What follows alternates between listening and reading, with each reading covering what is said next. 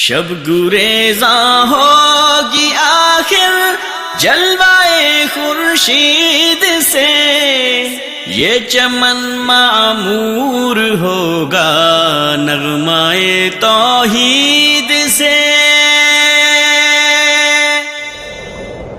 مال ایک سایہ ہے، سدا کسی کے پاس نہیں رہتا۔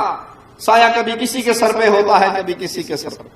کبھی انسان کروڑوں میں کھیلتا ہے اور کبھی روپے کو ترستا ہے۔ جس کو آپ نے اللہ کے سامنے جھکنے والا نہیں بنایا، تربیت نہیں کی، تعلیم نہیں کی، محنت نہیں کی، سمجھایا نہیں، کیا یہ ممکن ہے کہ بڑا ہونے کے بعد آپ کے حکموں کے سامنے وہ سر جھکا لے؟ جو رب کے سامنے نہیں جھکاتا آپ کا بھی نافرمان بنے گا۔ رسول اللہ صلی اللہ علیہ وسلم فرماتے ہیں انسان کے مرتے ہی اس کی قیامت قائم ہو گئی، مرتے ہی قیامت قائم ہو گئی۔ یہ قبر یا تو جنت کا باغ ہے یا جہنم کا گڑھا ہے۔ اس قبر سے انسان کے آخرت کی منزل کی بالکل وضاحت ہو جاتی ہے، یہ مسافر کہاں جانے والا۔ اس طرح ایک سے دوسرا فرشتہ، دوسرے سے تیسرا فرشتے آسمان کی طرف چڑھنے شروع ہو گئے۔ خوشبوئیں اسے پھوٹ رہی ہیں، آسمان کی طرف یہ جا رہا ہے۔ مختلف فرشتوں کے گروہ اس کو ٹکرائیں گے، ملیں گے، وہ پوچھیں گے کس خوش نصیب کی روح ہے۔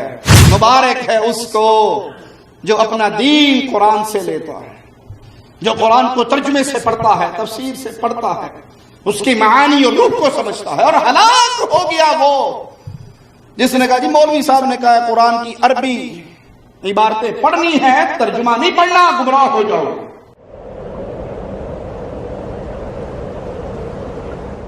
ان الحمد للہ نحمده ونصلي على رسوله الكريم۔ اعوذ باللہ من الشیطان الرجیم، بسم اللہ الرحمن الرحیم۔ قل هو اللہ احد اللہ الصمد لم یلد ولم یولد ولم یکن له کفوا احد۔ ہماری یہ زندگی اور دنیا کی یہ رنگینی، کسی نے اس کو بڑی پیاری مثال سے واضح کیا کہ ایک شخص کے پیچھے شیر لگا ہوا ہے اور وہ شیر سے بچنے کے لیے دوڑتا ہے، اور دوڑتے دوڑتے ایک کنویں کے منہ پر پہنچ جاتا ہے۔ وہ کنویں کی رسی پکڑ کے نیچے لٹک جاتا ہے، اوپر شیر ہے، درمیان میں آ کے نیچے جب جھانکتا ہے تو نیچے ایک اژدہا بیٹھا ہوا ہے۔ اب بڑا پریشان ہوتا ہے کہ اوپر چڑھوں تو شیر، نیچے جاؤں تو اژدہا۔ اچانک کنویں کے ایک کونے میں اسے شہد کی مکھی نظر آتی ہے، شہد کا چھتا ہے، تو وہ شیر کو بھی بھول جاتا ہے، اژدہا کو بھی بھول جاتا ہے، اور انگلی سے شہد چاٹنا شروع کر دیتا ہے۔ شہد چاٹنے میں اتنے مگن ہوتا ہے، نہ اسے شیر یاد رہتا ہے، نہ اژدہا یاد رہتا ہے۔ دو چوہے آتے ہیں جو اس کی رسی کو کاٹنا شروع کر دیتے ہیں، ایک سیاہ ہے، ایک سفید ہے۔ وہ انہیں دیکھتا ہے لیکن شہد بڑا میٹھا ہے، اس کے اندر مگن ہے۔ یہ انسان کی زندگی کی بڑی شاندار مثال ہے۔ وہ شیر موت ہے جو میرے اور آپ کے سب کے پیچھے لگی ہوئی ہے۔ کنویں کی رسی پکڑ کے لٹکا تھا، نیچے اژدہا نظر آیا تھا۔ وہ اژدہا قبر کی اندھیری کوٹھڑی ہے۔ وہ چوہے نظر آئے تھے، وہ دن اور رات ہے۔ وہ جس رسی سے لٹکا تھا وہ اس کی زندگی کی رسی ہے، ہر دن اور رات اس رسی کو کاٹ رہے ہیں۔ وہ میٹھا شہد جو نظر آیا تھا وہ دنیا کی رنگینی ہے۔ بد نصیب ہے وہ انسان جو دنیا میں ایسے ڈوب جائے کہ اسے کچھ بھی یاد نہ رہے، نہ یہ یاد رہے یہ رات جو گزر رہی ہے دوبارہ نہیں آئے گی، یہ دن کا سورج جو ڈوب رہا ہے یہ دن دوبارہ نہیں آئے گا۔ میں جتنا آنکھیں بند کر کے مگن ہو کر دنیا کے پیچھے لگ جاؤں، یہ چوہے دن رات کے جو کاٹ رہے ہیں، ایک دن رسی کٹ جانی ہے، اور ایک دن میں نے اس قبر کی کوٹھڑی میں ضرور پہنچنا ہے۔ پیارے حبیب محمد الرسول اللہ صلی اللہ علیہ وسلم اپنی امت کو اسی لیے درس دے کر گئے، اغتنم خمسا قبل خمس، 5 چیزوں سے پہلے 5 کا فائدہ اٹھا لو، 5 سے پہلے 5 سے مستفید ہو جاؤ۔ شبابک قبل حرمک، جوانی بڑھاپے آنے سے پہلے فائدہ اٹھا لو۔ جوان آدمی روزہ رکھنا چاہے رکھ سکتا ہے، رات کو لمبا قیام کرنا چاہے کر سکتا ہے، اللہ کے دین کے لیے محنت کرنا چاہے کر سکتا ہے۔ بڑھاپے میں بیماریاں گھیر لیتی ہیں، نہ روزے زیادہ رکھے جاتے، نہ قیام زیادہ کیا جاتا، نہ دین کے لیے محنت ہوتی، اپنی زندگی بڑی مشکل سے گزرتی ہے۔ تو بڑھاپے کے آنے سے پہلے جوانی سے فائدہ اٹھا لو۔ اور یہ جوانی خاص طور پہ ایک ایسی نعمت ہے جس سے محمد الرسول اللہ صلی اللہ علیہ وسلم نے فرمایا قیامت کے دن اللہ خاص ان ایام کا سوال کرے گا، اس جوانی میں کیا کر کے آیا۔ ہمیں تو شیطان نے جملہ ہی اور سکھا دیا نا، جوانی جی مستانی ہوا کرتی ہیں، جوانی بڑھاپے میں جب جائیں گے پھر نماز روزے کی بات کرنا، پھر قرآن حدیث کی بات کرنا، کسی اور جوگے رہیں گے نہیں، سارا دن مسجد قرآن گھر مسجد، اور کیا کام ہوگا؟ ابھی تو جوان ہے۔ تو جوانی کے اندر جب انسان سب کچھ کرنے کے قابل ہو، اللہ کے ڈر سے نہ کرے، یہی تو اللہ کا دین ہے، یہی تو اللہ کی محبت ہے، یہی تو اللہ کے ڈر کا نتیجہ ہے۔ بوڑھا انسان کچھ کر نہیں سکتا، وہ کہے میں توبہ کر گیا، اللہ رحمان رحیم ایسا ہے کہ بوڑھے کی توبہ بھی قبول کر لیتا ہے۔ لیکن اصل چیز یہ جوانی کی زندگی، یہ جوانی کے ایام بڑے قیمتی ہیں۔ وصحتک قبل سقمک، اپنی صحت خراب ہونے سے پہلے اس صحت سے فائدہ اٹھا لو۔ جب آپ کی صحت برقرار ہے، ٹھیک ہے، پتہ نہیں کب بیمار ہو جائیں۔ جو بھائی فجر کی نماز مسجد میں ادا نہیں کرتا اور صحت مند ہے، کیا پتا اس کی ٹانگ کب ٹوٹ جائے، اور جب ٹانگیں ٹوٹ جائیں گی، چلنے پھرنے کے قابل نہ ہو، آن بیڈ ہو جائے، اب یہ چاہے بھی مسجد جانا جا سکتا؟ صحت سے فائدہ اٹھاؤ، بیماری آنے سے پہلے بیماری میں کچھ چاہو گے کر لیں، کر نہیں سکو گے، لیکن قربان جائیں مالک کی رحمتوں پہ، اگر انسان صحت مند ہو اور اللہ کی عبادت والے معاملات میں حریص ہو، وہ بیمار ہو جائے، اس کی نیت، اس کا عمل صحت کی حالت میں جو تھا، اللہ بیماری کے اندر بھی وہ ثواب عطا فرما دیتا۔ حدیث میں آتا نہیں کہ انسان سو جاتا ہے یہ نیت کر کے کہ میں تہجد کے وقت اٹھوں گا، اور وہ نماز پڑھنے والا، اس کی عادت ہے نماز پڑھنے، اللہ کی رحمت سے یہ عبادت کا شوق اس کے دل میں زندہ ہے، کسی رات وہ نہ اٹھ سکے، اللہ اتنا رحمان ہے، اللہ فرماتا ہے فرشتوں اس نے نیت کی تھی، اس کی نیت پہ اس کو ثواب دے دو، اور جو یہ سویا ہے یہ میری طرف سے اس کے لیے صدقہ بنا دو۔ تو صحت کی حالت میں اپنے رب کو یاد کر لیجئے، اپنی آخرت کی تیاری کر لیجئے، بیماری آنے سے پہلے جب بیماری آ جاتی ہے تو انسان اس نعمت کا فائدہ، صحت والی نعمت کا فائدہ جس نے نہ اٹھایا، اب وہ بیماری کے اندر سوچتا رہے، اس کی سوچ اسے فائدہ نہ دے گی۔ اسی طرح اللہ نے آپ کی جیب بھری ہے، آپ غنی ہے، فقر کے آنے سے پہلے فائدہ اٹھا لو۔ مال ایک سایہ ہے، سدا کسی کے پاس نہیں رہتا، سایہ کبھی کسی کے سر پہ ہوتا ہے، کبھی کسی کے سر پہ، کبھی انسان کروڑوں میں کھیلتا ہے اور کبھی روپے کو ترستا ہے۔ جب اللہ نے مال دیا اس وقت اس میں سے اللہ کا حق نکالیے، اللہ کے نام پہ خرچ کیجئے، کسی غریب، کسی بیوہ، کسی یتیم، کسی مسکین کا سہارا بنیے، اللہ کے دین پہ خرچ کیجئے، اللہ کے دین کو نشر کیجئے، اس سے پہلے کہ یہ نعمت آپ سے چھین لی جائے اور آپ فقیری کی زندگی میں آ جائیں۔ آپ فارغ ہیں، اس فراغت سے فائدہ اٹھائیں، اس سے پہلے کہ اللہ آپ کو مشغول کر دے، آپ بیزی ہو جائیں۔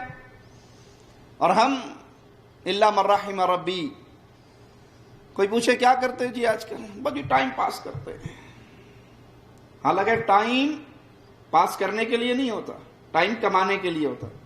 ایک طالب علم جو اسکول میں ایگزامینیشن ہال میں داخل ہو جائے، 3 گھنٹے اسے مل جائے، پیپر شیٹ اس کے سامنے رکھ دی جائے، اور وہ 3 گھنٹے کے بعد جب واپس آئے تو اس کے ساتھی پوچھے کیا کر کے آئے؟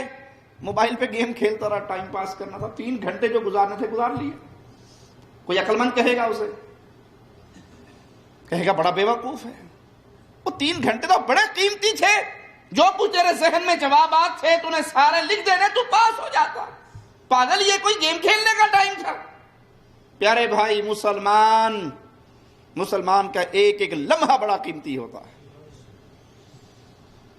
وہ بھائی جس کو اپنا وقت ضائع کرنے کے لیے فیس بک اور واٹس ایپ، سوشل میڈیا کی یہ چیزیں جو اللہ کی عبادت کے معاملات میں اس کی مددگار نہیں، اس کی زندگی کی بربادی کے اندر اس کی مددگار ہے، وہ یاد کر لے اللہ کے نبی صلی اللہ علیہ وسلم نے فرمایا فراغت سے مشغول ہونے سے پہلے فائدہ اٹھا لو، وَحَيَاتَكَ قَبْلَ مَوْتِكَ، اور مرنے سے پہلے اپنی زندگی سے فائدہ اٹھا لو.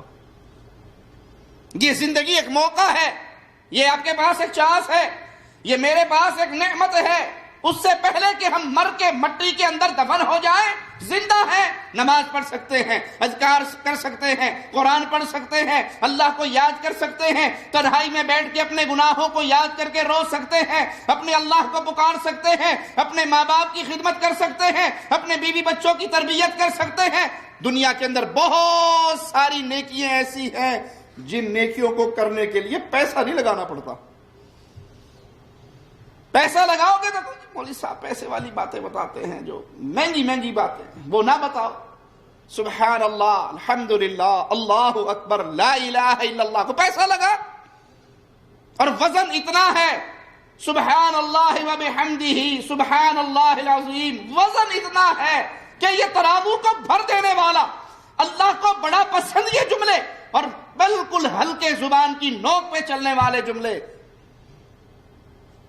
زندگی ہے، پتہ نہیں موت کب آ جائے، پتہ نہیں وہ دن رات ہماری رسی کب کاٹ دیں. وہ کٹ رہے ہیں، وہ دن گزر رہے ہیں، اس سے پہلے فائدہ اٹھا لیجیے. جب یہ یقین ہے ہر کلمہ پڑھنے والے کو کہ موت یقینی چیز ہے، اس سے فرار نہیں، اسے بھاگ نہیں سکتے، بچ نہیں سکتے.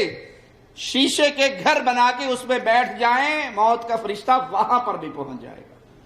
جہاں مرضی چلے جائیں، موت سے فرار نہیں. تو آئیے پھر یہ دیکھیں وہ اعمال کون سے ہیں جو مرنے کے بعد مجھے اور آپ کو فائدہ دیں گے. تو کل ہی کسی کی پوسٹ ہم نے دیکھی، اس نے بابا جی کے اپنے دادا جان کی قبر پہ کتبہ لگایا اور اس پہ لکھا، دادا ابو آپ کا پیسہ اور آپ کے زمین تو کوئی اور کھا گئے، میں آپ کا پوتا ہوں، مجھے کچھ نہیں ملا، لیکن آپ کی محبت میں نے کتبہ ضرور لگا دیا آپ کی قبر پہ. مجھے نہ آپ کا وراثت میں سے کچھ ملا، وہ تو کوئی اور کھا گئے. ہم مر جائیں، جو کچھ ہم چھوڑ کے جائیں وہ تو پچھلوں کا ہے، ہمارا نہیں. میرا اور آپ کا کیا ہے؟ وہ کون سے عمل ہے؟ جب موت یقینی ہے، دنیا کو چھوڑنا یقینی ہے، اس جہاں سے اگلے جہاں میں جانا یقینی ہے، بچت کی صورت کوئی نہیں. آج حافظہ اللہ کہہ کے پکارا جاتا ہے، کل رحمہ اللہ کہہ کے پکارا جائے گا. اور سب سے پہلے، بڑی کڑوی بات ہے، سب سے پہلے انسان سے اس کا نام چھینا جاتا ہے. آج نام ہی کی لڑائی ہے نا، وہ عوام ہو یا وہ مولوی ہو، نام کی لڑائی. اللہ بچائے تو بچائے. یہ پاکستان انڈیا میں جلسے ہوتے ہیں، ایک اشتہار میں 10 مولویوں کے نام لکھے جاتے ہیں. کسی بڑے مولوی کا چھوٹا نام لکھ کے دیکھو، مولوی رات کو سجدوں میں آپ کے خلاف بد دعا کرے گا. میں ایڈا بڑا مولوی تو اتنا نکا جا نام میرا آیا. مزہ نہیں آیا اشتہار دیکھ کے؟ آپ کو شرم نہیں آئی میں کتنا بڑا شیخ ہوں؟ میرے آگے پیچھے نہ فضیلت الشیخ، نہ علامہ، نہ فہامہ، نہ بلبل گلستان، نہ مقرر شعلہ بھی، یہاں کوئی شے بھی نہیں لگی. اور انسان مرتا ہے، مرتے ہی سب سے پہلے نام چھینا جاتا ہے. آپ کے بڑے پیارے نام، آپ خان صاحب، آپ شاہ صاحب، آپ شیخ صاحب، مرتے ہی ہر کوئی پوچھے گا جنازہ کہاں پڑا ہے، میت کہاں رکھی ہوئی ہے، لاش کب لے کے چلنی ہے. لاش جا رہی ہے، بھلے وہ امیر کی ہو یا غریب کی ہو، کوئی نہیں کہے گا سید صاحب آ رہے ہیں، شاہ صاحب آ رہے ہیں، شیخ صاحب آ رہے ہیں، خان صاحب آ رہے ہیں، چودھری صاحب آ رہے ہیں، وزیر صاحب آ رہے ہیں، امیر صاحب میت آ رہی ہے، بھائی راستہ چھوڑ دو، میت آ رہی ہے، کھڑے ہو جاؤ بھائی میت آ رہی ہے. نام چھین لیا. جس نام کی آکڑ نے ہماری اکثریت کو برباد کیا ہوا ہے، سب سے پہلے بھائیو یہ نام چھین لیا جاتا ہے. نہ آپ کی بیوی آپ کو خامن صاحب کہتی ہے، نہ ماں آپ کو بیٹا جی کہتی ہے، ہر کوئی کہتا لاش، میت، جنازہ. جب ہم نے مرنا ضروری ہے، یہ یقین ہے مجھے بھی اور آپ کو، پھر آئیے سوچئے وہ کون سے عمل ہیں جو اپنے ہاتھ سے کر کے جائیں اور مرنے کے بعد ہمیں اس کا اجر ملے. سب سے پہلا بڑا عظیم عمل ہے اپنی اولاد کی نیک تربیت کر جاؤ. اللہ کی قسم یہ بہت بڑا صدقہ جاریہ ہے. آپ سمجھو گے کہ آپ کے مرنے کے بعد کوئی آپ کی قبر پہ بیٹھ کے 10 قرآن ختم کرے گا. یہ مولویوں نے ڈرامے بنا کے آپ کو دے دیے ہیں. مولویوں کا پیٹ تو بھرے گا، آپ کا نامہ اعمال نہیں بھرے گا. ان کی دکانداری تو چلتی رہے گی اس طرح. سب سے بڑا صدقہ جاریہ ہے آپ کا بیٹا دعا کرے رب ارحمہما کما ربیانی صغیرا. اللہ باپ تیرے پاس آ گیا ہے، میری ماں تیرے پاس آ گئی ہے، تو ان پہ ایسے رحم کر جیسے انہوں نے بچپن میں مجھ پہ رحم کی. پیارے بھائی، آپ کا معصوم بچہ، 4 سال کا بچہ، وہ تیزاب گھر میں پڑا ہو، اس کی بوتل کو اٹھا کر کھیلنا چاہے، ہاتھ لگانے دو گے بچے کو؟ آگ جل رہی ہے اور وہ بھاگ کے کوئلہ اٹھانا چاہتا ہے، اس میں بڑی چارمنگ ہے، بڑی لائٹ ہے، بچہ ہے، اسے تو نہیں پتا گرم ہے یا ٹھنڈا، آپ ہاتھ میں لینے دو گے؟ جب دنیا کی ان برباد کرنے والی چیزوں سے اپنے بچے کی نگرانی کرتے ہو، تو اپنے بچے کے ہاتھ میں جب آپ نے ریموٹ کنٹرول دے دیا، اس کے سامنے چینل کھول دیے، اس کے سامنے نیٹ کی دنیا آن کر دی، اب وہ برباد ہو رہا ہے. کیا یہ بربادی آپ اپنے ہاتھ سے نہیں کر رہے؟ بچے کی نیک تربیت کر کے جائیں، اس کو علم دے کر جائیں، اس کو قرآن سکھا کر جائیں، اس کی اسلامی تربیت کی بچپن سے فکر کریں، اس کو دعائیں سکھائیں، اس کو مسلمان بنائیں. اور یہ رسول اللہ صلی اللہ علیہ وسلم کی حدیث کے مطابق بہترین صدقہ جاریہ ہے مرنے کے بعد نیک بیٹا جو ماں باپ کے لیے دعا کرتا رہے. وہ علم جو دنیا میں آپ سکھا گے وہ پھیلتا رہے گا، پھولتا رہے گا، بڑھتا رہے گا، آپ کا اکاؤنٹ رن رہے گا. آپ نے کسی کو نماز سکھا دی، آپ نے کسی کو عقیدہ سکھا دیا، آپ نے کسی کو قرآن پڑھنا سکھا دیا، آپ نے کسی کو حدیث رسول صلی اللہ علیہ وسلم یاد کروا دی. اب جب تک قرآن کا قاری پڑھے گا آپ کو اجر ملے گا، اور اگر وہ قرآن پڑھانے والا بن جائے تو جب تک قرآن پڑھایا جائے گا وہ شاگردوں سے شاگردوں میں منتقل ہوتا جائے گا. آپ کا ثواب، آپ کا نامہ اعمال، آپ کا میزان، آپ کا ترازو بھاری ہوتا رہے گا. صدقہ جاریہ، آپ نے کنواں کھدوا دیا، آپ نے مسجد بنوا دی، آپ نے مدرسہ بنوا دیا، آپ نے یتیم خانہ بنوا دیا، آپ نے کہیں کوئی درخت لگوا دیا، کوئی مسافروں کے آرام کے لیے کوئی بندوبست کر دیا، کوئی ٹھنڈے پانی کا کولر لگا دیا، کہیں نلکا کھدوا دیا. صدقہ جاریہ جس کا اجر مرنے کے بعد بھی ملنا ہے، دنیا میں کر کے جائیے.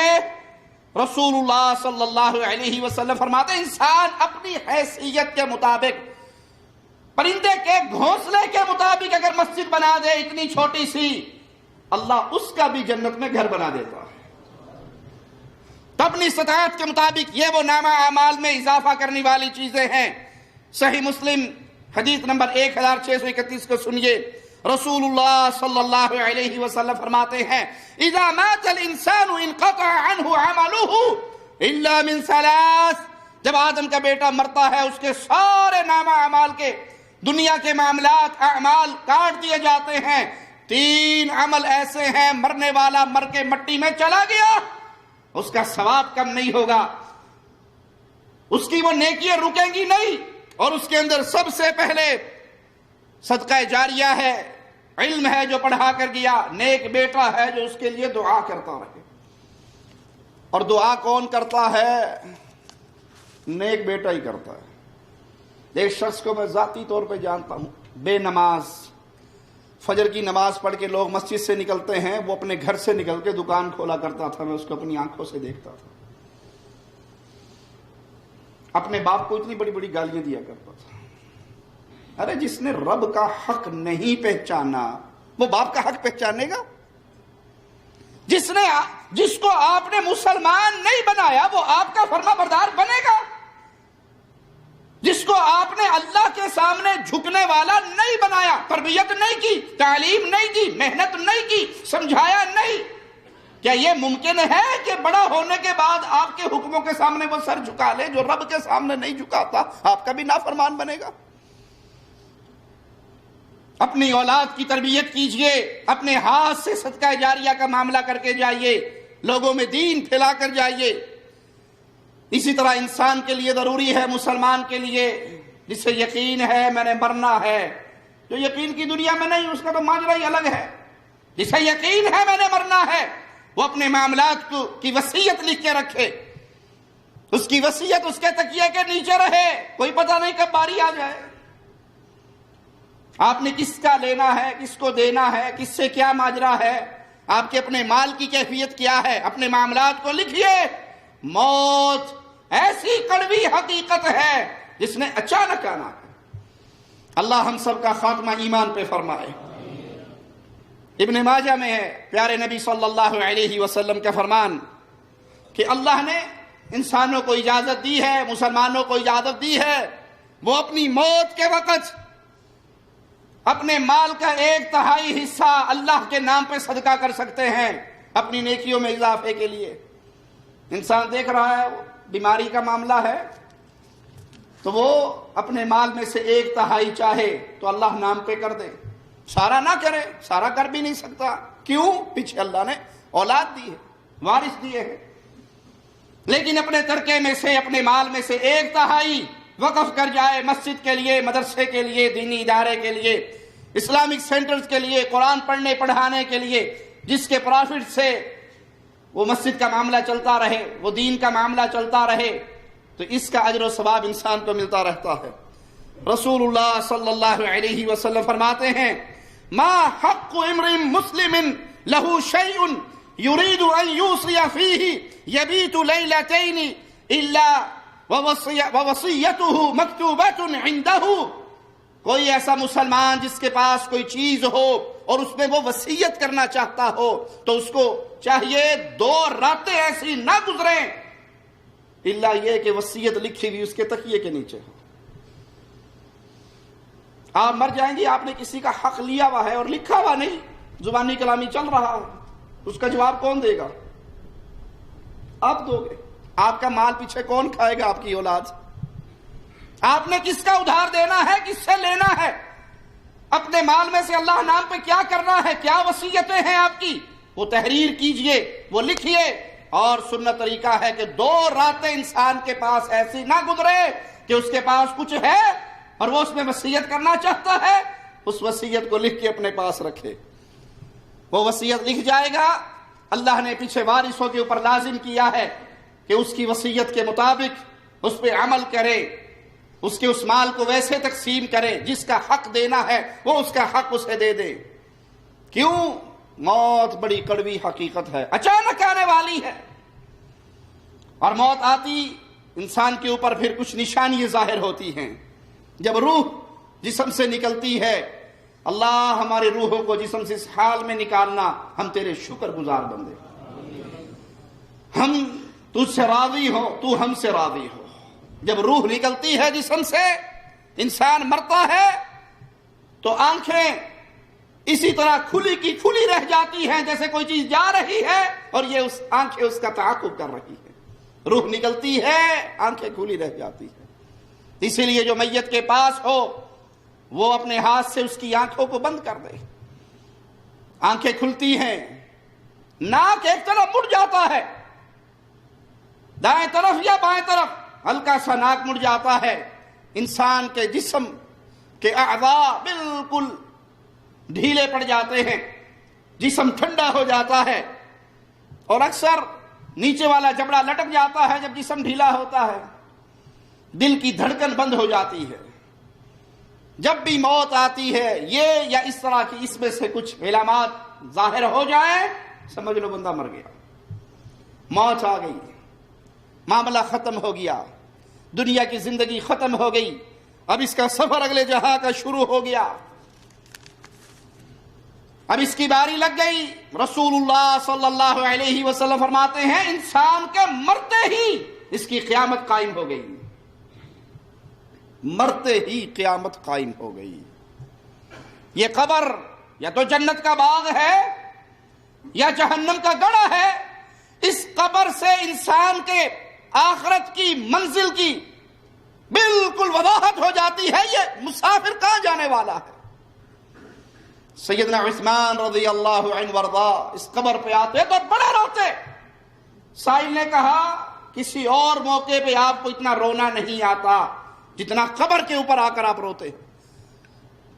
تو کہا اللہ کے بندے، یہ قبر قیامت کی منزلوں میں سے پہلی منزل ہے، جو یہاں فیل ہو گیا اس کا اگلا امتحان اس سے سخت ہوگا، جو یہاں پاس ہوگا وہ آگے بھی پاس، اور جو یہاں رہ گیا وہ رہ گیا۔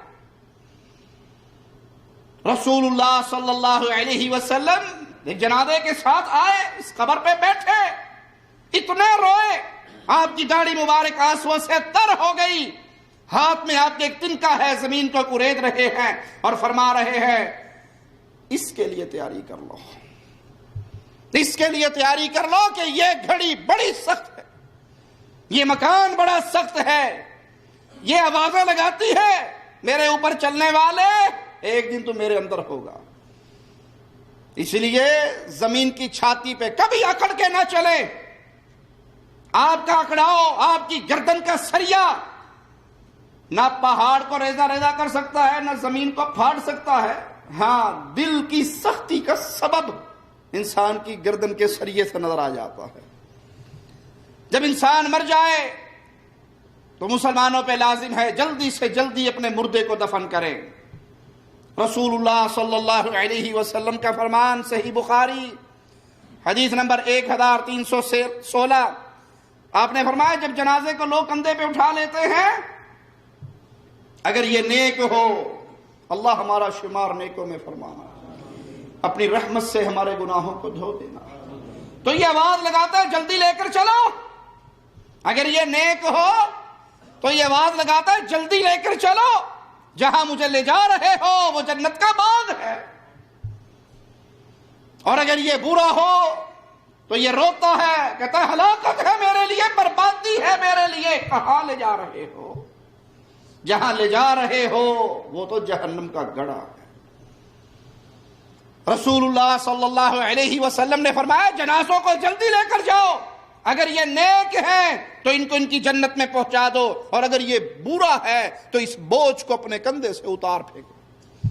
بہت بڑی خرابی ہمارے معاشرے کے اندر، انسان مر گیا، اب وہ انتظار میں، اس کا ماموں دبئی سے آ رہا ہے، اس کا چچا امریکہ سے آ رہا ہے، اس کا فلاں رشتہ دار فلاں جگہ سے آ رہا ہے، میت کو رکھا ہوا ہے، 2 دن تک پڑی ہے میت، اس کا انتظار ہے، اس کا انتظار ہے۔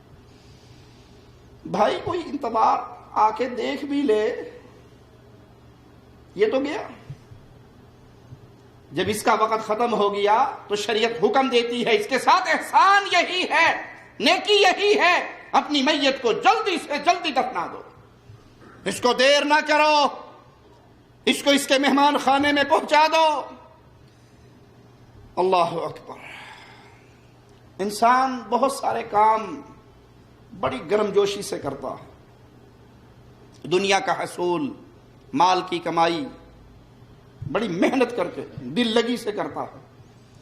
انسان اپنا گھر بنا رہا ہو، بلند و بالا منزلیں تیار کر رہا ہو، بڑی گرم جوشی سے صبح پہنچ جائے گا، سر پہ کھڑا ہوگا ٹھیکیداروں کے، جی گھر بن رہے جی، آج کل ٹائم نہیں ہے میرے پاس، مصروف ہوتا ہوں، کوٹھی بنوا رہا ہوں، صبح جاتا ہوں شام کو آتا ہوں۔ یہ گھر، یہ کوٹھیے، یہ مال اللہ کے حکموں کے تحت رہ کر انسان بنائے تو اس میں کوئی عیب نہیں ہے، اسلام اس کی اجازت دیتا ہے۔ لیکن اگر اللہ کے دین کو بھلا کر ساری محنت مکان بنانے پہ آپ کی ہے، نہ فجر نصیب، نہ ظہر، نہ عصر، نہ مغرب، نہ عشاء، تو آپ مکان بنا رہے ہو یا بربادی کا اڈا بنا رہے ہو۔ بیوی بچوں کا معاملہ آ جائے تو انسان بہت سارے لوگوں سے ہاتھ چھڑا لیتا ہے، جی آج آج کا دن بیگم کا دن ہے، آج کا دن بچوں کا دن ہے، آج میرا ان سے وعدہ ہے، میں نے یہ کرنا ہے۔ دنیا کا مال اکٹھا کرنا ہو، بہترین گھر بنانے ہو، بیوی بچوں کے حق ادا کرنے ہو، بڑی گرمجوشی سے یہ عمل ہوتے ہیں۔ آئیے ذرا ایک منظر اپنے سامنے رکھیے، میت کا یہ منظر جو ہمیں محمد الرسول اللہ صلی اللہ علیہ وسلم دکھا رہے۔ صحیح بخاری و مسلم میں یہ روایت ہے، اور صحیح بخاری میں 6514 حدیث نمبر ہے، صحیح مسلم میں 2960۔ غور سے سنیے اور اللہ سے دعا ہے اللہ سب سے پہلے کہنے والے کو ان الفاظ پہ غور کی توفیق عطا فرمائے، پھر ہر مسلمان بھائی کو سوچنے کی توفیق عطا فرمائے۔ پیارے حبیب محمد کریم صلی اللہ علیہ وسلم فرماتے ہیں میت چلتی ہے، تین چیزیں میت کے ساتھ جاتی ہیں، مالہ اہلہ عملہ۔ مال ساتھ جا رہا ہے، لوگوں کی زبانوں کے چرچے ساتھ جا رہے ہیں۔ یہ سعودیہ میں کمائی کرتا تھا، یہ خلیج میں رہتا تھا، یہ بڑا زمیندار تھا، بڑی کوٹھیاں چھوڑی، اللہ کا بڑا کرم تھا اس پہ، مال بڑا کھلا تھا اس کے پاس، اہل و عیال، یار دوست، بھائی بیٹے بچے ساتھ چل رہے ہیں، کندھا دیا ہوا ہے۔ اس کے عمل بھی اس کے ساتھ جا رہے ہیں۔ یہ صرف لوگوں کے ساتھ نہیں ہونا، میرے ساتھ بھی ہونا ہے، آپ کے ساتھ بھی ہونا ہے۔ اس کڑوی حقیقت کو ہمیشہ یاد رکھیں، اور جو جس چیز کو جتنا یاد رکھتا ہے اتنی تیاری کرتا ہے، جو جس چیز کو جتنا یاد رکھے گا اتنی اس کی فکر کرے گا، اور جو جتنا بھلا دے گا اتنا اس سے غافل ہو جائے گا۔ مال ساتھ ہے، عربوں کے ہاں رواج تھا کہ غلام خچر جانور لے کے چلتے تھے۔ پیارے حبیب علیہ الصلوۃ والسلام فرماتے ہیں دو چیزیں اس کو قبر کے کوٹھڑے میں چھوڑ کے واپس آ جائیں گی، دو چیزیں، یرجع اثنان، دو آ جائیں گی، وہ ساتھ نہیں رہیں گی۔ کسی کا مال کبھی اس کی قبر میں نہیں اترتا۔ آپ نے بڑے شوق سے وکالے سے کامری گاڑی دلوائی ہو، اللہ آپ کو لمبی زندگی دے، اور گاڑی لانے والا گھر پہنچتے ہی فوت ہو جائے، اس گاڑی کا جو 5واں ٹائر سٹپنی کے طور پہ ہوتا ہے وہ کوئی قبر میں اتارتا؟ اور کوئی پاگل اتارنا چاہے تو اس کی اڑال اتارنے دے گی؟ ابے نے ہونے دے دے کی کرنا، کھیڑ میں اندر میں گئی ساڑی کام میں گیا، اس کی تو کہانی ختم ہو گئی۔ مال قبر میں اترتے ہوئے آپ کے ساتھ نہیں اترے گا۔ اخبارات میں پڑھتے نہیں خبریں، دفناتے وقت کسی کا بٹوا گر گیا، کسی کے پیسے گر گئے، وہ مردے کی قبر دوبارہ نہیں کھول لیتے۔ وہ کہ بھائی تمہارا باپ مرا، میرا کیا قصور ہے، میرے تو 10,000 روپے کے اندر گر گیا، کھولو دوبارہ، میں تو بٹوا نکال لوں اپنا۔ آپ قیمتی سے قیمتی گھڑی پہن لے، قیمتی سے قیمتی سوٹ پہن لے، کوئی ساتھ جانے دے گا؟ یہ مال واپس آ گیا۔ آج ہماری اکثریت اللہ سے غافل ہو گئی، مالک کو ناراض کر دیا۔ وجہ کیا ہے؟ مال۔ وجہ کیا ہے؟ مال۔ سود کا کاروبار کرنے والے اللہ سے حالت جنگ میں نہیں ہیں، کیوں؟ مال کی محبت۔ بینک کے اندر فکس ڈپازٹ کرانے والے، مال کی محبت۔ نمازوں سے غافل، دین سے غافل، قرآن سے غافل، ٹائم ہی نہیں ملتا۔ ٹائم کیوں نہیں ملتا؟ 24 گھنٹے 2 + 2 4 کی بحث لگی ہوئی ہے۔ وہ غریب ہے یا امیر اپنی استطاعت کے مطابق جمع کر رہا ہے۔ یہ مال لوٹ آیا، کسی کا مال قبر میں نہیں جاتا، ارے کسی کا اہل و عیال قبر میں نہیں جاتا۔ آپ نے سنا کسی کا بھائی کہے، بھائی یہ تو کہے گا بھائیوں کی جوڑیاں ٹوٹ گئی، میری بازو ٹوٹ گئی، میری قوت ٹوٹ گئی، لیکن کوئی بھائی یہ نہیں کہے گا میں اپنے ویر کو اکیلا قبر میں نہیں لیٹنے دوں گا، میں ساتھ لیٹوں گا۔ کوئی باپ نہیں کہے گا 4 شادیوں کے بعد اکلوتا بیٹا پیدا ہوا تھا، میں اس کو نہیں جانے دیتا، مجھے بھی ساتھ اپناؤ۔ نہ باپ مرتا ہے نہ بھائی ساتھ مرتا۔ سدا اکٹھی رہنے والی، محبت کرنے والی بیوی ساتھ نہیں جاتی، ماں ساتھ نہیں جاتی۔ ماں بھی گئی، بہن بھی گئی، بیوی بھی گئی، بچے بھی گئے، دوست بھی گئے۔ کیا آج الا من رحم ربی اکثریت مسلمانوں کی اللہ کو ناراض نہیں کرتی انہیں اہل و عیال کی وجہ سے، جانتی ہے یہ کام حرام ہے۔ خاوند نے کہا ہے جی مجھے پتا ہے پردے کا، خاوند کہتا ہے پردہ نہیں کرنا، میرے دوستوں کے ساتھ اٹھنا بیٹھنا ہے، گپ شپ کرنی ہے، پکنک منانی ہے، پارٹیاں اٹینڈ کرنی ہے۔ خاوند ہے جی کیا کروں، یہ خاوند آپ کو قبر میں چھوڑ کے گیا۔ بیوی کہتی ہے کہ گھر کے اندر گانے، ڈش، فلمیں، بے حیائی کے ساز و سامان، یہ سب کچھ ہونے چاہیے، جانتا ہوں یہ ہلاکت کی چیزیں ہیں۔ بیوی کہتی ہے کیا کروں، یہ بیوی آپ کو قبر کے کنارے سے رخصت کر دے گی، یہ اندر نہیں جائے گی۔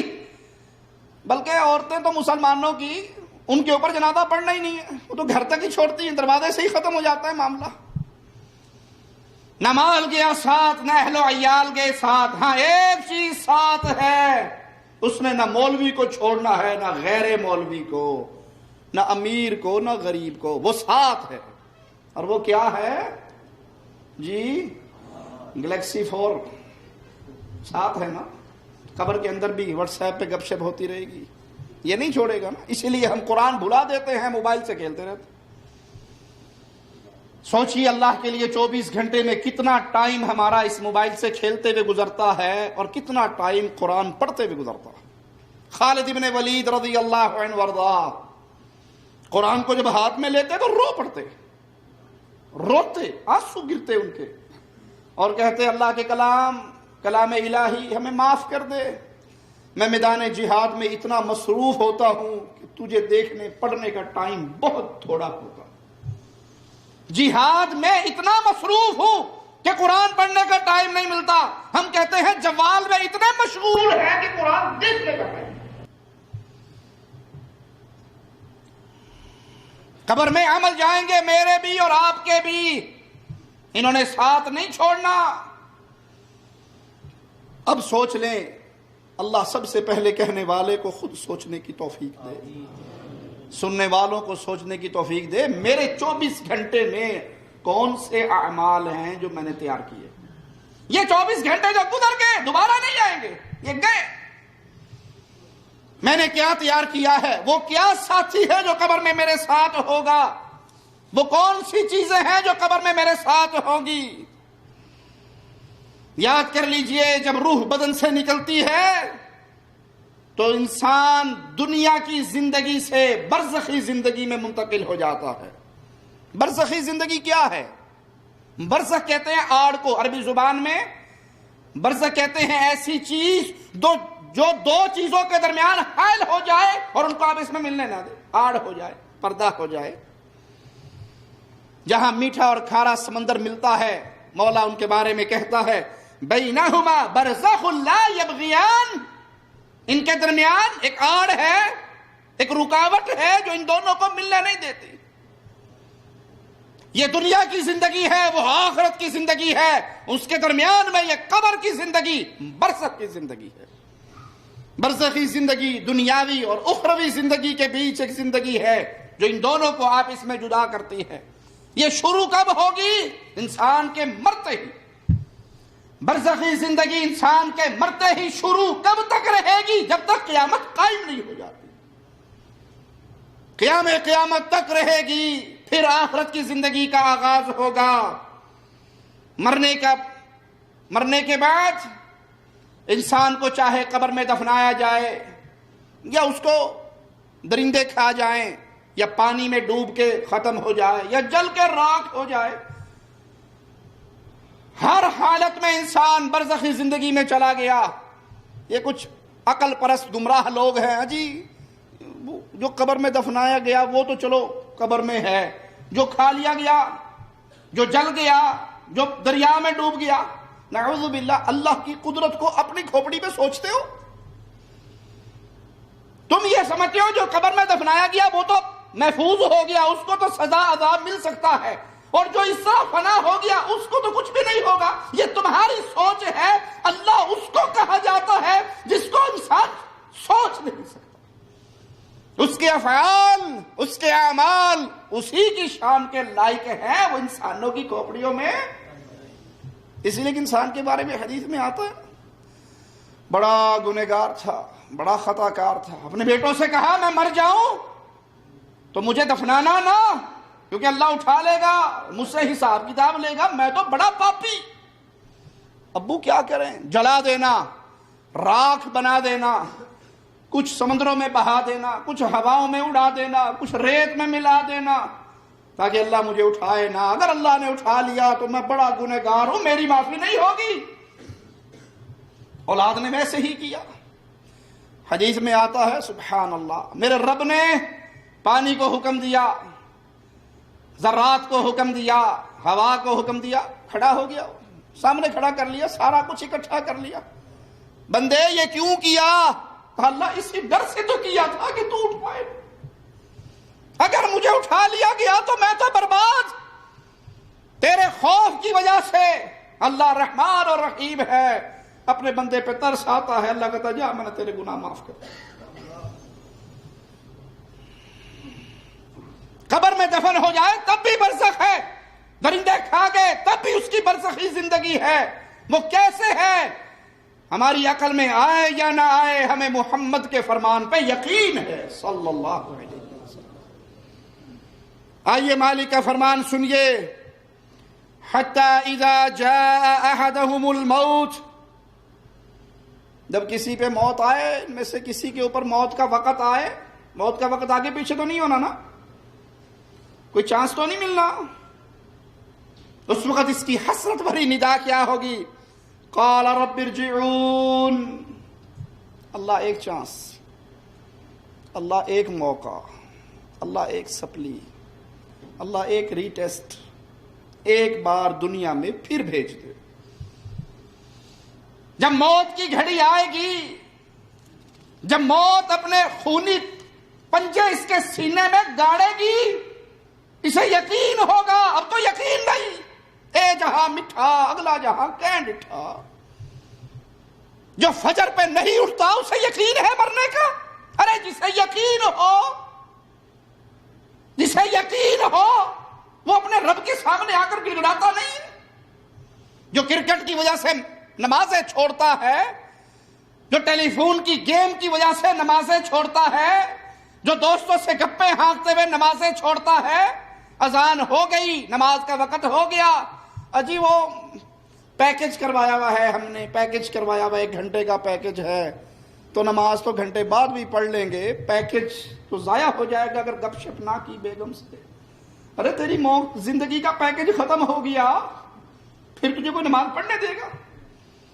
اللہ ایک چانس دے دے، ایک بار دنیا میں بھیج دے، لعلی اعمل صالحا، ہو سکتا ہے میں نیک عمل کر لوں، ایک موقع مل جائے تاکہ میں دنیا میں جاؤں نیک عمل کر لوں۔ فیما ترکت، میں تو سارا کچھ ہی چھوڑ آیا، پیسہ تھا میں نے کبھی مسجد میں نہیں دیا، مال تھا میں نے کسی کو قرآن حکیم ترجمے والا لے کے نہیں دیا کہ وہ پڑھ کے ہدایت پا لے، وہ قبر پرستی کی دلدل سے نکل آئے، وہ امام پرستی پیر پرستی کو چھوڑ کر اللہ کا سچا بندہ بن جائے۔ نہ کسی کو کتاب لے کر دی، نہ کلام لے کر دیا مولا تیرا، نہ کسی بھوکے کو کھانا کھلایا، نہ کسی غریب کے مسائل حل کیے، میں تو سانپ بن کے مال پہ بیٹھا رہا، میرا مال میرا مال۔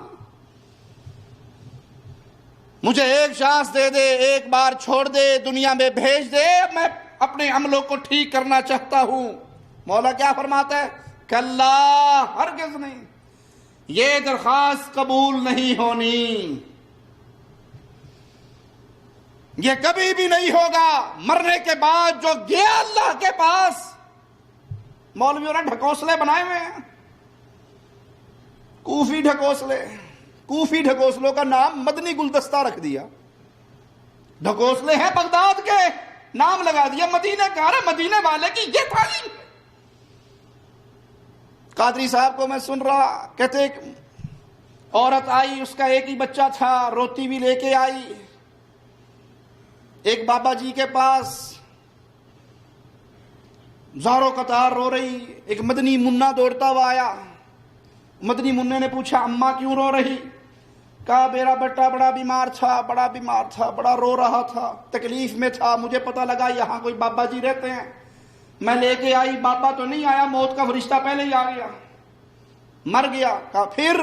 کہا وہ اندر سے حجرے میں سے بابا جی نے نکلے اور کہا صبر کر بی بی، بس صبر کر، بس اب کچھ نہیں ہو سکتا، میں بڑی امید لے کے آئی تھی لیکن یہاں پیر صاحب تو مجھے صبر کہہ کے چلے گئے۔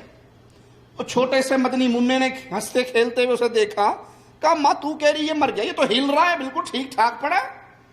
ماں نے اچانک جو کفن کھول کے دیکھا تو وہ اندر ہنس رہا تھا، کھیل رہا تھا۔ اتنی دیر میں وہ پیر صاحب بھی نکل آئے۔ وہ پیر صاحب نے دیکھا کہ بچہ زندہ ہے اور وہ مدنی منا کھیلتا پھر رہا ہے تو کہانی سمجھ گئے اور ڈنڈا اٹھا کے اس کے پیچھے دوڑے کہ ابھی سے تو اللہ کی قدرت کے نظام کے اندر ہیر پھیر کرنے لگ گیا۔ نعوذ باللہ ثم نعوذ باللہ، تعالی اللہ عما یقولون، ابھی سے تو نے اللہ کی قدرت کے نظام کے اندر ہاتھ ڈالنے شروع کر دیے۔ وہ مدنی منا آگے آگے دوڑ رہا ہے، یہ بابا سوٹا لے کے پیچھے دوڑ رہا ہے۔ دوڑتے دوڑتے اچانک مدنی منا قبرستان میں داخل ہو کر کہتا ہے مردو مجھے بچاؤ، یہ بندہ مجھے مارنے لگا ہے۔ قبروں سے 300 مردے نکل کے اس کے سامنے دیوار بنا کر کھڑے ہو گئے۔ کہا جانتے ہو وہ کون تھا؟ وہ مدنی منا کون تھا؟ وہ مدنی منا پیر عبد القادر جیلانی تھے۔ وہ اندر سے نکلنے والا بابا وہ اس کا نانا تھا۔ جب اس نانے نے دیکھا کہ میرے نواسے نے تو 301 بچے کے پیچھے بھاگا تھا کہ تو نے اس کو کیوں زندہ کیا، اس نے 300 مردے زندہ کر لیے، تو وہ کہتا بیٹا ہم تیری شان کو نہیں پہنچ سکتے۔ میں ایک باپردہ خاتون اپنے منع کی لاش چادر میں لپٹا ہے، سیدھے سے چمٹا ہے، زاروں قطار رو رہی تھی۔ اتنے میں ایک مدنی منا دوڑتا ہوا آتا ہے اور ہمدردانہ لہجے میں اس خاتون سے رونے کا سبب پوچھتا ہے۔ وہ روتے ہوئے کہتی ہے بیٹا میرا شوہر اپنے لختے جگر کے دیدار کی حسرت لیے دنیا سے رخصت ہو گیا ہے۔ یہ بچہ اس وقت پیٹ میں تھا اور اب یہی اپنے باپ کی نشانی اور میری زندگانی کا سرمایہ تھا۔ یہ بیمار ہو گیا، میں اسی خانقاہ میں دم کروانے لا رہی تھی کہ راستے میں اس نے دم توڑ دیا ہے۔ میں پھر بھی بڑی امید لے کر یہاں حاضر ہو گئی کہ اس خانقاہ والے بزرگ کی ولایت کی ہر طرف دھوم ہے اور ان کی نگاہ کرم سے اب بھی بہت کچھ ہو سکتا ہے، مگر وہ مجھے صبر کی تلقین کر کے اندر تشریف لے جا چکے ہیں۔ یہ کہہ کر وہ خاتون پھر رونے لگی۔ مدنی منع کا دل پگھل گیا اور اس کی رحمت بھری زبان پر یہ الفاظ پھیرنے لگے، محترمہ آپ کا منا مرا ہوا نہیں بلکہ زندہ ہے، دیکھو تو صحیح حرکت کر رہا ہے۔ دکھیاری ماں نے بیتابی کے ساتھ اپنے منع کی لاش پر سے کپڑا اٹھا کر دیکھا تو وہ سچ مچ زندہ تھا اور ہاتھ پیر ہلا کر کھیل رہا تھا۔ اتنے میں خانقاہ والے بزرگ اندر سے واپس تشریف لائے، بچے کو زندہ دیکھ کر ساری بات سمجھ گئے اور لاٹھی اٹھا کر یہ کہتے ہوئے مدنی منع کی طرف لپکے کہ تو نے ابھی سے تقدیر خداوندی کے سربستہ راز کھولنے شروع کر دیے ہیں۔ مدنی منا وہاں سے بھاگ کھڑا ہوا اور وہ بزرگ اس کے پیچھے دوڑنے لگے۔ مدنی منا یکایک قبرستان کی طرف مڑا اور بلند آواز سے پکارنے لگا، اے قبر والو مجھے بچاؤ۔ تیزی سے لپکتے ہوئے بزرگ اچانک کھٹک کر رک گئے کیونکہ قبرستان سے 300 مردے اٹھ کر اسی مدنی منع کی ڈھال بن چکے تھے اور وہ مدنی منا دور کھڑا اپنا چاند سا چہرہ چمکاتا مسکرا رہا تھا۔ اس بزرگ نے بڑی حسرت کے ساتھ مدنی منع کی طرف دیکھتے ہوئے کہا، بیٹا ہم تیرے مرتبے کو نہیں پہنچ سکتے، اس لیے تیری مرضی کے آگے اپنا سر تسلیم ہم کرتے ہیں۔ میٹھے میٹھے اور پیارے پیارے صاحب بھائیوں، آپ جانتے ہیں وہ مدنی منا کون تھا؟ تو سنیے، اس مدنی منع کا نام عبد القادر تھا اور وہی آگے چل کر غوث الاعظم علیہ رحمت اللہ الاکرم کے لقب سے مشہور ہوئے اور وہ بزرگ ان کے نانا جان حضرت سیدنا عبداللہ صومعی علیہ رحمت اللہ القوی تھے۔ انا للہ و انا الیہ راجعون۔ یہ تمہارا کوفی منع ہے، مدنی منع نہیں۔ مجھ سے سنو مدنی منع کی کہانی، محمد کریم کی گود ہے، پیارے حبیب کے لختے جگر ہے، ابراہیم فوت ہو رہے اور ہو گئے فوت، آنکھوں سے موتی گر رہے ہیں مصطفیٰ کے۔ صحابی کہتے ہیں آقا روتے ہو، کہا یہ رحمت ہے جو ابراہیم کی جدائی پہ آنکھوں سے برستی ہے۔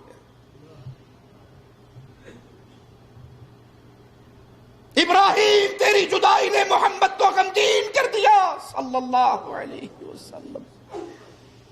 زبان سے وہی کہوں گا جس سے میرا اللہ راضی ہوگا. انا للہ و انا الیہ راجعون. میرے پیارے حبیب کی گود میں، سرتاج مدینہ کی گود میں لخت جگر فوت ہو رہا ہے، مصطفیٰ اس کو زندہ. تمہارا مدنی منا جو ہے وہ بیبیوں کے بچے زندہ کر دیتا ہے. انا للہ و انا الیہ راجعون. یہ قصے ہیں، یہ کہانی ہیں جو لوگوں نے گھڑ لی. کلا، ہرگز نہیں. انہا کلمۃ هو قائلها. یہ وہ حسرت بھرے جملے ہیں جو انسان کے منہ سے نکلیں گے، پورے نہیں ہوں گے. پورے نہیں ہوں گے کہ 12 سال کی ڈوبی ہوئی براتوں کو یہ تار دے، یہ زندہ کر دے. یہ made in Kufa, made in Karachi, made in Baghdad کہانی ہے جس کا اللہ اور اس کے رسول کی شریعت سے کوئی تعلق نہیں. یہ قصے ہیں، یہ کہانیاں ہیں. اور جو مردہ کہے گا، جو مرنے والا کہے گا، جو موت کے پنجے گڑنے کے بعد جب اپنی آنکھوں سے اس کے ذائقے کو، اس کے نظارے کو دیکھ لے گا، وہ کہے گا ایک چانس. مالک کہتا ہے اس کی حسرت بھری ندا پہ قبول نہیں ہوگی. یہ وہ چیخ مارے گا، مارتا رہے. وَمِن وَرَائِهِمْ بَرْزَخٌ إِلَىٰ يَوْمِ يُبْعَثُونَ. ان کے آگے پردہ ہے اس دن تک جب تک ان کو دوبارہ نہ اٹھا لیا جائے. اب برزخ کا پردہ گر گیا، موت کے آتے ہی یہ پردہ حائل ہو گیا. اب قیامت کی گھڑی تک یہ پردہ ہے، یہ آڑ ہے. مرنے کے بعد انسان کو روز قیامت تک اس قبر کے اندر رہنا ہے. قبر کے اندر انسان کو جب ڈالا جائے، اس کی تدفین کی جائے، مسلمان بلکہ عام انسان قبر میں اپنے مردے کو دفنانے کا طریقہ جانتے ہیں. اور یہ کب سے جانتے ہیں؟ جب سے آدم علیہ السلام کے بیٹے نے اپنے بھائی کو قتل کیا تھا اور اس کو زمین میں دفنایا تھا، تب سے انسان جانتے ہیں کہ ہم نے میت کو اس طرح زمین میں دفنانا ہے. اس قبر کے حالات کیا ہوں گے، قبر میں ہوگا کیا.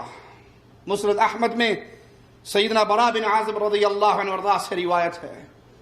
اللہ کے لیے اس حدیث کو ذرا توجہ سے سنیے گا، اپنے دل میں بٹھائیے گا، اس کو آگے پہنچائیے گا. اس قبر کو جتنا یاد کر سکتے ہو یاد کر لو.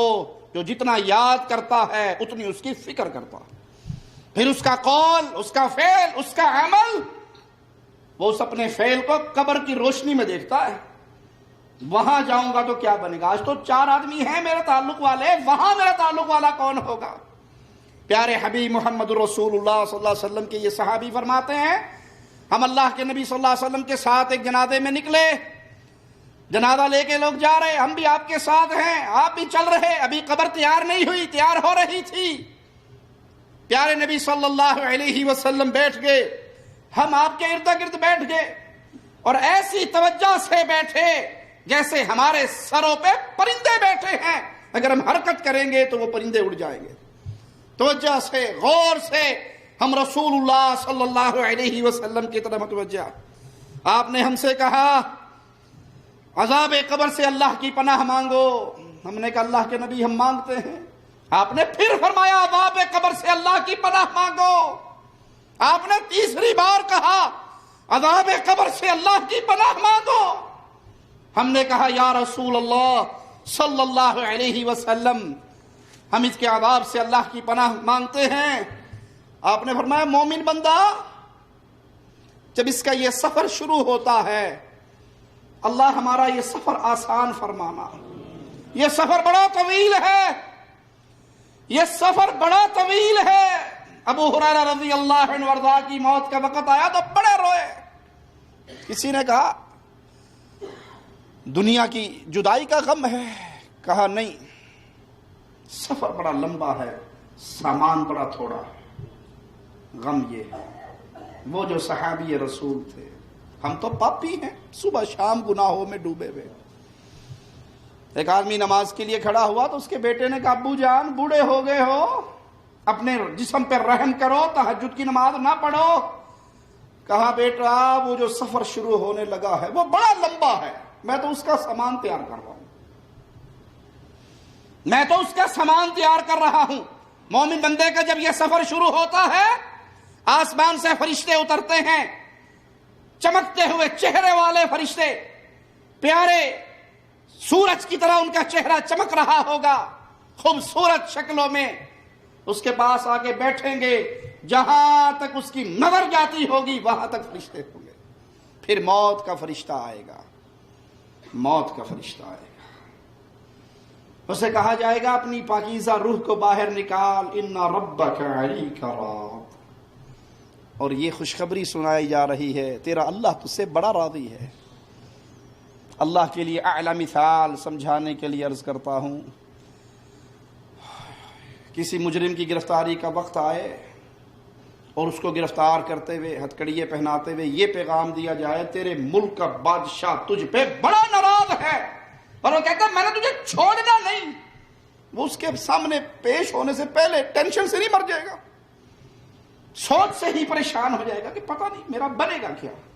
ارے پوری انسانیت تم جیسی انسان کی شکل میں ہے، ان کے اختیار میں کچھ نہیں. وہ شہنشاہ اعظم، وہ مولا و مالک ہے. خوش نصیب ہے وہ جس کو یہ پیغام ملے، باہر نکل، تیرا اللہ تجھ سے راضی ہے، تیری ملاقات کو پسند کرتا ہے. پیارے نبی فرماتے ہیں مومن بندے کی روح ایسے نکلے گی پانی کا مشکیزہ بھرا ہوا ہو اور اس کا منہ بند ہو، اچانک اس کا منہ کھول دو تو پانی کس طرح اچھل کے باہر نکلتا ہے. موت کا فرشتہ اس کو اپنے ساتھ لے لے گا. فرشتوں کے ہاتھ میں جنت کے لباسیں، جنت کے بستر، جنت کا لباس، جنت کی خوشبوئیں. اللہم اجعلنا منہم ومعہم وفیہم. اللہ ہمیں بھی ان مومنوں میں شامل فرما دے جن کا استقبال جنت کے فرشتے جنت کے لباس اور جنت کی خوشبوؤں سے کریں گے. فرشتہ دوسرے فرشتے سے اس کو ہاتھ میں لے لے گا، دوسرے سے تیسرا اس کو ہاتھ میں لے لے گا. جیسے محبت سے بچہ نہیں پیدا، گھر میں چھوٹا بچہ ہو، ماموں اٹھاتا ہے، ماموں سے چچا لیتا ہے، چچا سے، اس طرح ایک سے دوسرا فرشتہ، دوسرے سے تیسرا فرشتے آسمان کی طرف چڑھنے شروع ہو گئے. خوشبوئیں اسے پھوٹ رہی ہیں، آسمان کی طرف یہ جا رہا ہے. مختلف فرشتوں کے گروہ اس کو ٹکرائیں گے، ملیں گے، وہ پوچھیں گے کس خوش نصیب کی روح ہے. فرشتے اس کا وہ نام لیں گے جو دنیا میں اس کو سب سے پیارے نام سے پکارا جاتا تھا، اس نام سے پکار کر کہیں گے فلاں ابن فلاں کی روح ہے. اسی طرح محبتوں سے، دعاؤں سے زمین و آسمان کے درمیان کے گیپ کو خوشبو سے مہکاتا ہوا یہ مبارک روح پہلے آسمان پہ پہنچے گی. آسمان کے دروازے کو بجایا جائے گا، دروازہ کھلے گا، پہلے آسمان کے فرشتے استقبال میں ساتھ چلیں گے، دوسرے آسمان تک چھوڑ کے آئیں گے، دوسرے سے تیسرے، علی حد القیاس 7ویں آسمان تک یہ روح پہنچے گی. میرا مولا، میرا مالک، میرا رحمان و رحیم رب آواز لگائے گا میرے اس بندے کی روح علیین میں لکھ دو، اللہ کے پیاروں میں اس کو شامل کر دو اور اس کو واپس زمین پہ لوٹا دو. یہ میرے بندے، میں نے اس کو مٹی سے پیدا کیا، اسی میں لوٹانا ہے اور اسی سے دوبارہ اٹھایا جانا ہے. یہ ہے وہ مبارک روح، اسے واپس قبر میں لوٹا دیا جائے گا. 2 فرشتے آئیں گے، اسے اٹھا کر بٹھائیں گے. اس سے سوال ہوگا من ربک. یہ سوال جس کی ہماری کوشش ہوتی ہے کہ درس کسی موضوع پر ہو اس سوال کا ٹچ آپ کو ضرور کیا جائے. یہ پہلا سوال ہے قبر کے اندر، من ربک. تو نے رب کس کو مانا؟ کس کا ڈر تجھے گناہوں سے دور رکھتا تھا؟ کس کی محبت تجھے راتوں کو کھڑی کر کے مصلی پہ قیام کرواتی تھی؟ وہ کون تھا؟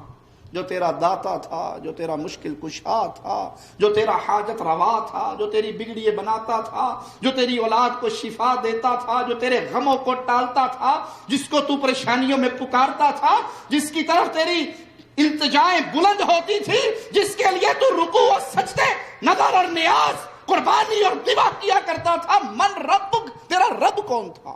کس کو تو نے اپنا رب مانا؟ بھائیو، جس نے اللہ کو پہچان لیا، جس نے توحید کو سمجھ لیا، جس نے شرک سے اپنے دامن کو بچا لیا، وہ کہے گا ربی اللہ، ربی اللہ، میرا رب اللہ ہے، میرا رب اللہ ہے۔ اور جس نے اللہ کو نہ پہچانا وہ برباد ہو گیا۔ پیروں کو رب کہنے والوں، باپوں کو رب کہنے والوں، مردوں کو رب کہنے والوں، فقیروں کو رب کہنے والوں، فرشتے جب پوچھیں گے ربی اللہ، کیا جواب دو گے؟ جو شخص تمہارے اندر آیا تھا اس کے بارے میں کیا کہتے ہو؟ مومن بندہ جواب میں کہے گا وہ میرے رسول تھے محمد صلی اللہ علیہ وسلم، وہ ہمارے آقا و امام تھے، وہ ہمارے نبی تھے، وہ ہمارے پاس ایمان کا پیغام لے کر آئے جس کو ہم نے قبول کیا۔ سوال پہ غور کیجئے، تیسرا سوال ہوگا تم نے علم کہاں سے حاصل کیا؟ علم حاصل کرنے کا ذریعہ کیا تھا؟ دین مانا کس کو؟ دین سیکھا کہاں سے؟ ذریعہ علم کیا تھا؟ یہ قبر کے اندر ہونے والا سوال مسند احمد کے اندر یہ روایت موجود ہے۔ مومن بندہ کہے گا ذریعہ علم محمد کے مبارک دل پہ اللہ کا کلام نازل ہوا تھا، قرآن حکیم سے ہم علم سیکھا کرتے تھے۔ مبارک ہے اس کو جو اپنا دین قرآن سے لیتا ہے، جو قرآن کو ترجمے سے پڑھتا ہے، تفسیر سے پڑھتا ہے، اس کی معانی اور روح کو سمجھتا ہے۔ اور ہلاک ہو گیا وہ جس نے کہا جی مولوی صاحب نے کہا ہے قرآن کی عربی عبارتیں پڑھنی ہیں، ترجمہ نہیں پڑھنا، گمراہ ہو جاؤ گے۔ ملفوظات شریف پڑھا کرو، اوچ شریف پڑھا کرو، اوچ والے بابے کی لکھی ہوئی کتابیں پڑھو، قرآن ترجمے سے نہ پڑھنا، برباد ہو جاؤ گے، گمراہ ہو جاؤ گے، ہلاک ہو جاؤ گے۔ وہ ٹھیکہ مولویوں نے لیا ہوا ہے اللہ سے، بس اس کی کمپنی صرف مولویوں کے پاس ہے، آگے ڈسٹریبیوٹ نہیں کرتے مولوی۔ یہ ہلاک ہو گیا۔ علم کا ذریعہ کیا؟ مومن کہے گا قرآن اللہ کا کلام، اور اللہ کی قسم مبارک ہو تم کو اہل توحید، آج ہمارے ہاتھ میں رب کے کلام اور محمد کے فرمان کے علاوہ کچھ نہیں، اور یہ صرف ہمارے ہاتھ ہیں جو ہم اٹھا اٹھا کر آپ کو دکھاتے ہیں، رب کا کلام، محمد کا فرمان۔ تیسری چیز، اہل الحدیث کے علاوہ، اہل السنہ والجماعہ کے علاوہ یہ دعویٰ کوئی نہیں کر سکتا۔ وہاں تو قرآن حدیث، کوفے جانا پڑے گا، بغداد جانا پڑے گا، بریلی شریف جانا پڑے گا، کہیں اور جانا پڑے گا، کسی بابے کا لڑ پکڑنا پڑے گا، کسی کے کنڈے کھٹکھٹانے پڑیں گے، اور صرف اہل توحید ہے۔ قرآن محمد کے دل پہ نازل ہوا، محمد کی مبارک زبان سے اس کی جو بہترین تفسیر نکلی وہ ابو بکر، عمر، علی، عثمان نے سیکھی۔ ہم اللہ کے کلام کو مانتے ہیں، فرمان رسول کو مانتے ہیں، فہم سلف کی روشنی میں مانتے ہیں۔ یہ دعویٰ، یہ نعرہ، یہ اعلان صرف اہل توحید کا۔ ہم نے قرآن کو لیا، علم حاصل کیا، اب اس کے پاس انتہائی خوبصورت شکل میں ایک نوجوان پہنچے گا، دیکھے گا من انت، میں تو قبر کے اندر تنہا اور اکیلا تھا، تو کون ہے اتنی پیاری صورت لے کے یہاں آ گیا؟ وہ جواب میں کہے گا میں تیری وہ نیکیاں جو دنیا میں کر کے آیا، تیری وہ حسنات جو دنیا میں کر کے آیا، اور وقت پہ نماز پڑھنے والے بھائی مبارک ہو تجھے، اور اللہ کے سامنے جھکنے والے مبارک ہو تجھے، اور رب کی توحید میں کسی اور کو شریک نہ کرنے والے مبارک ہو تجھے، اور گلے میں تعویذ نہ پہننے والے مبارک ہو تجھے، اور اپنے رب کی محبت میں اللہ کے ڈر سے دین کے اوپر عمل کرنے والے، محبت اور ڈر کے درمیان رہ کے مالک کو پوجنے والے مبارک ہو تجھے۔ مومن کہے گا کون ہے؟ جواب ملے گا تیری وہ نیکیاں جو دنیا میں کر کے آیا۔ آسمان میں آواز گونجے گی، بندہ سچے جواب دے رہا ہے، یہ میرا بندہ سچا ہے، جواب سارے ٹھیک دیے ہیں، بس ختم۔ اب اس کے نیچے جنت کے لباس، جنت کے بسترے لگا دو، جنت کے لباس پہنچا دو، جنت کی طرف ایک دروازہ کھول دو، اللہم اجعلنا منہم ومعہم وفیہم۔ اللہ اپنی فضل سے، اپنے کرم سے ہم جتنے یہاں بیٹھے ہیں تجھے تیرے نام کا واسطہ دے کر، تیری رحمت کا واسطہ دے کے سوال کرتے ہیں، ہماری قبر کے اندر یہی آوازہ گونجے، ان قد صدق عبدی، بندہ بڑا سچا تھا، عمل سچے تھے، کردار سچا تھا، جواب صحیح دیے ہیں۔ فرشتوں اس کے نیچے جنت کے لباسیں، اس کے لیے جنت کے لباس، اور اس کے لیے جنت کا ایک دروازہ کھول کے اس کو سنا دو، سو جا جیسے پہلی رات کی دلہن سوتی ہے۔ یہ بندہ مومن دعا کرے گا، اللہ میری قبر یہ بظاہر چھوٹا سا صندوقچہ، یہ تو جہاں تک نظر جا رہی ہے تو نے کھول دی ہے، جنت کی خوشبوئیں آ رہی، جنت کی ہوائیں آ رہی، جنت کے ریشمی لباس پہنے ہوئے، ریشمی بستروں پہ لیٹا ہوا، اللہ جنت کی اتنی مزیدار نعمتیں ملنی شروع ہوگی، اے اللہ جلدی قیامت قائم کر، جلدی قیامت قائم کر تاکہ میں وہ اس جنت کی نعمتوں کو پالوں۔